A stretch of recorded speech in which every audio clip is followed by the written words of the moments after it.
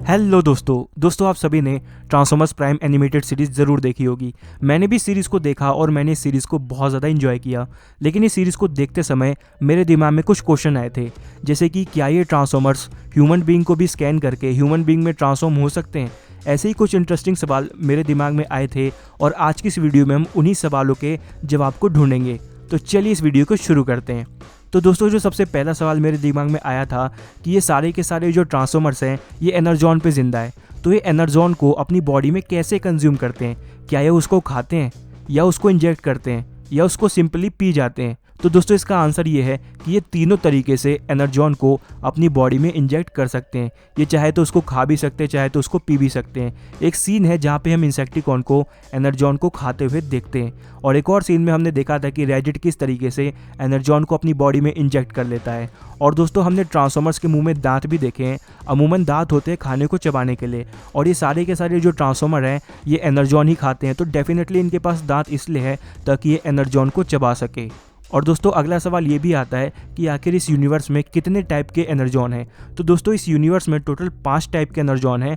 पहला तो है नॉर्मल एनर्जॉन जो कि नीले कलर का होता है। एक है सिंथेटिक एनर्जॉन जिसे कि रैचिट ने बनाया था। तीसरा है रेड एनर्जॉन। रेड एनर्जॉन को जो भी कंज्यूम करता है वो फ्लैश की तरफ फास्ट भागने लग जाता है। इसके बाद दोस्तों आता है डार्क एनर्जॉन। डार्क एनर्जॉन जो कि बना है यूनिक्रॉन के खून से, तो जो भी डार्क एनर्जॉन को कंज्यूम करता है वो यूनिक्रॉन के वश में आ जाता है। और इसके बाद दोस्तों जो लास्ट एनर्जॉन है वो है टॉक्स एन। हमने ट्रांसफॉर्मर्स प्राइम की सीरीज़ में देखा था कि टॉक्स एन जो कि ट्रांसफॉर्मर्स के लिए एक बहुत ही हानिकारक चीज़ है, एक वायरस की तरह वो काम करती है, वो भी एनर्जॉन का ही एक वेरिएंट है। और अगर ये ट्रांसफॉर्मर्स ज़्यादा देर तक टॉक्स एन के करीब रहे तो इनकी जान भी जा सकती है। और दोस्तों इसके बाद दूसरा सवाल जो मेरे दिमाग में आया था कि ये जो ब्लास्टर शूट करते हैं सारे के सारे ट्रांसफॉर्मर, आखिर उसकी एनर्जी आती कहाँ से।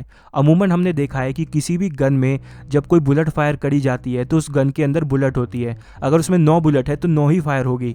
तो आखिर ये जो ट्रांसफॉर्मर्स है इनके पास जो गन होती है उसमें अनलिमिटेड बुलेट कहाँ से आती है। तो दोस्तों इसका आंसर ये है कि ये सारे के सारे ट्रांसफॉर्मर्स एनर्जॉन पे जिंदा रहते हैं, तो इनकी बॉडी में भी एनर्जॉन होता है। तो ये लोग उसी एनर्जॉन को बर्न करके फायर करते हैं एक बुलेट की तरह।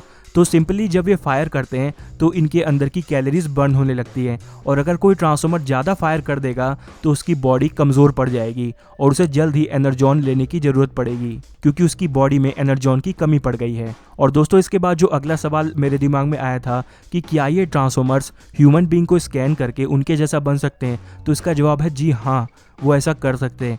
ट्रांसफॉर्मर्स प्राइम में तो हमें नहीं दिखाया गया, लेकिन जो नई ट्रांसफॉर्मर्स की मूवीज़ आई हैं जैसे कि बीस्ट वॉर, उसमें हम देखते हैं ये एनिमल को स्कैन करके उनके जैसा बन गए। तो अगर ये एनिमल को स्कैन कर सकते हैं तो जाहिर सी बात है कि ये ह्यूमन बीइंग को स्कैन करके उनके जैसा बन सकते हैं। बस दोस्तों कभी भी हमें मूवीज़ में ऐसा कुछ दिखाया नहीं गया है, बट ये पॉसिबल है।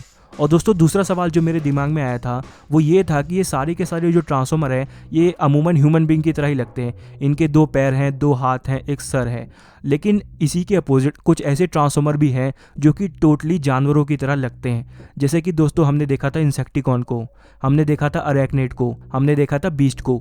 तो दोस्तों जब मैंने रिसर्च की इस बारे में तो मुझे पता चला कि जब प्राइमस ने ओरिजिनल 13 प्राइम्स को बनाया था तो उसमें से एक थे ऑनिक्स प्राइम। ऑनिक्स प्राइम एक ओमनीपोटेंट बीइंग है जिनके पास इतनी पोटेंशियल है कि वो स्पेस और फ्यूचर में आगे देख सकते हैं। तो उन्होंने इस पूरी दुनिया को स्कैन किया और जहाँ पे उन्हें अलग अलग तरह के एनिमल्स देखने को मिले।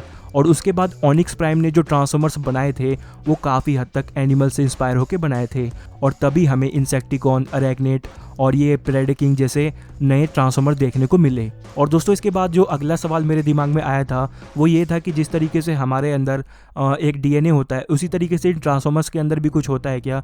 तो जब इसके बारे में रिसर्च करी तो आपने अगर इस सीरीज़ को ध्यान से देखा होगा तो इस सीरीज़ में ही ये बताया गया है कि ट्रांसफॉर्मर्स के अंदर भी डीएनए से मिलता जुलता एक चीज़ होती है जिसे कि सीएनए कहा गया है इस सीरीज़ में। तो अगर किसी भी ट्रांसफॉर्मर का कोई बॉडी पार्ट मिल जाता है और उसमें से अगर सीएनए को निकाल लिया जाता है तो उस सीएनए की मदद से उस ट्रांसफॉर्मर को दोबारा से रीग्रो भी किया जा सकता है। जैसे कि हमने देखा ही था दोस्तों कि शॉकवेव ने एक हड्डी की मदद से दोबारा से प्रेडिकिंग की प्रजाति को जिंदा कर दिया था। तो ट्रांसफॉर्मर्स के अंदर भी डीएनए जैसी मिलती जुलती एक चीज़ होती है जिसे कि सीएनए कहते हैं। वो भी एक ह्यूमन बीइंग की तरह ही रिस्पॉन्ड करते हैं जब भी उन्हें दर्द होता है या जब भी वो इमोशनल होते हैं। तो दोस्तों बस इस वीडियो में इतना ही। अब अगर आपको वीडियो पसंद आए तो इसे लाइक करें, और ऐसे इंटरेस्टिंग वीडियो देखने के लिए मेरे चैनल को सब्सक्राइब करके बेल आइकन को प्रेस कर दीजिएगा। Thanks for watching this video. मिलते हैं आपसे अगली वीडियो में, तब तक के लिए बाय।